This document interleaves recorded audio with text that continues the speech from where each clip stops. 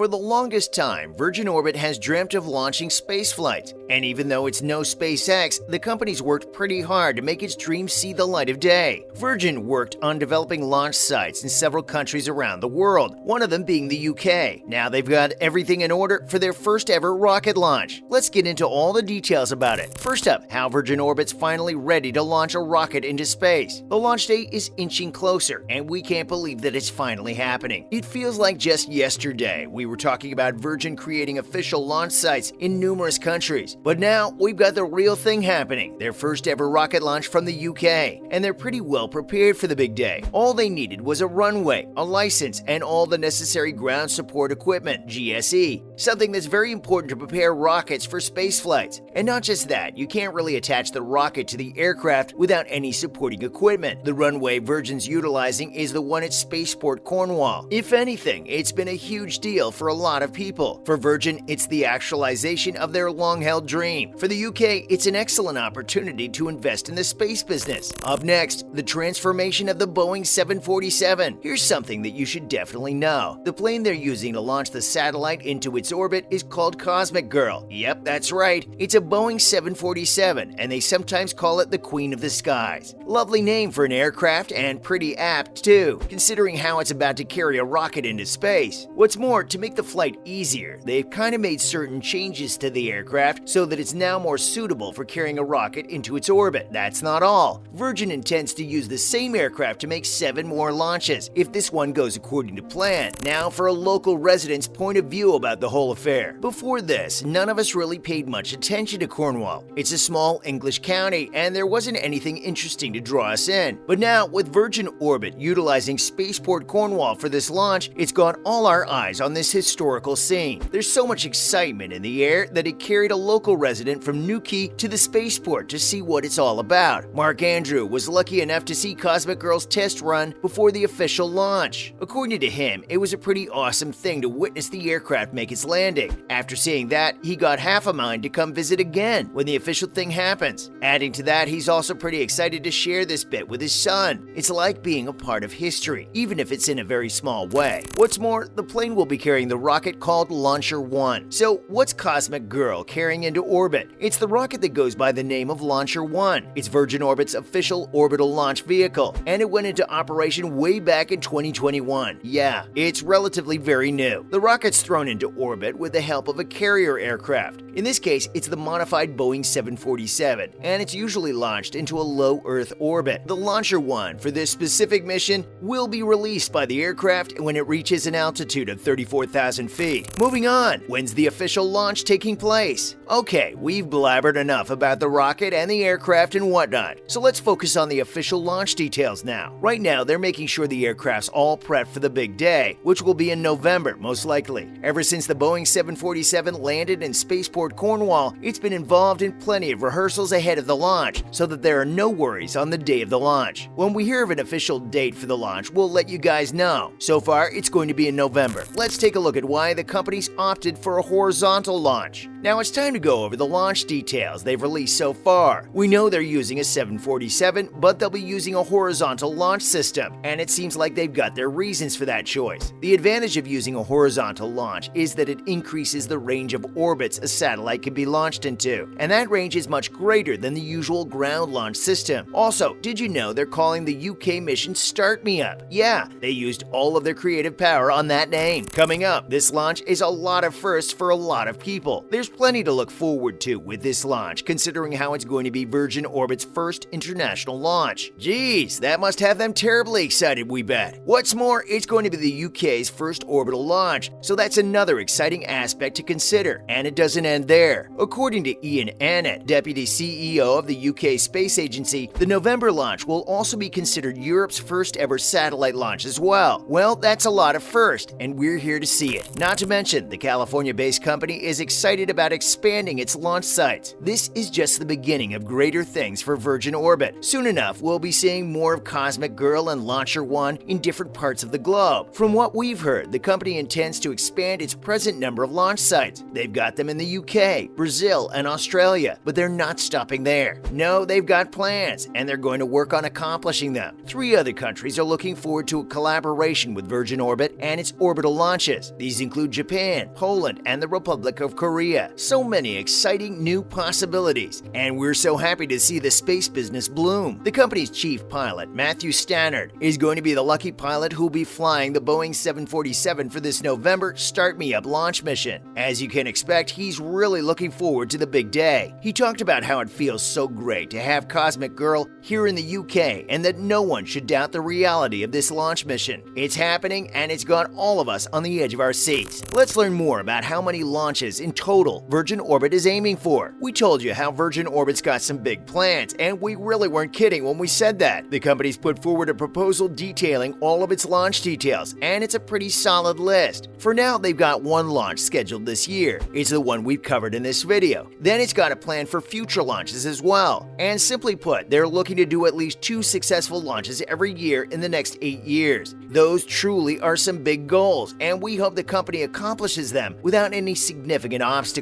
Now let's go over how the company had to get a license from the MMO. Of course, these things require all the necessary licensing and stuff. You can't evade the legal stuff, and in this case, Virgin Orbit had to even obtain a license from the Marine Management Organization, MMO. Thankfully, MMO granted the company its license, but it's a license only for the 2022 launch and not for the rest of the launches. In cases like these, you don't just apply for a license from aviation authorities. Marine licenses have to be considered as well in light of the Marine and Coastal Access Act 2009. Here's what Trudy Wakeland had to say about granting Virgin Orbit the license. Trudy Wakeland works as the Director of Licensing, Marine Planning, and Global Marine at the MMO, and he explained all the details about the process of granting the company a marine license. For launches like these, according to Wakeland, they have to consider the impact on England's marine environment. Wakeland explained that they worked very closely with the UK Civil Aviation Authority and some public advisors before they granted Virgin Orbit its marine license. In these meetings, they put forward all of their concerns as well as the potential environmental impacts to be taken into account. After a thorough assessment, they decided that the company can have the marine license for its November launch. Finally, the details about the marine license. If you're interested, you can check out the details about the marine license for the company. The MMO puts up details of all the licenses it grants on its public register, and anyone can view it online very easily. For granting this license, they had to do an appropriate risk assessment related to the launch. And what's more, they also had to talk about various hazards involved and the kind of impact the launch might have on the environment. They also talked about the details of the launch operation and various control measures in case things turned out badly. After they were satisfied with all the details, only then did they approve the application, which took a long time to process. That's a wrap for this video. Are you excited about Virgin Orbit's November launch? Let us know in the comments below. Make sure to give this video a thumbs up and subscribe to our channel for more videos like this. See you in the next one.